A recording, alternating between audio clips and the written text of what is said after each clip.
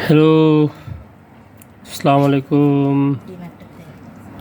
এই যে ডিম একটা খেয়ালাইস, এই যে মোটা মোটা চাউলের ভাত দেখেন, আমাদের নোয়াখালীর বিখ্যাত ভাত এগুলা।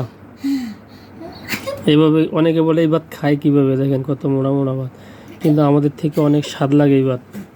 এই যে আমার পছন্দের মাছ পাঙ্গাস। ঢাকার শহর খাইতে পারি না, অনেকে খায় না আমার সাথে, যারা তারা পাঙ্গাস খায় না, আমি খুব পছন্দ করি। আজকে পাঙ্গাস রান্না করছে যে পাঙ্গাস মাছ। এখানে আছে তেলাপিয়া মাছ, আরও আছে ইলিশ মাছ, একটু ছোটো ছোটো, ছোটা মজা বেশি বড়টার থেকে। মানে লইতে চাইল না, বন্ধু বান্ধবের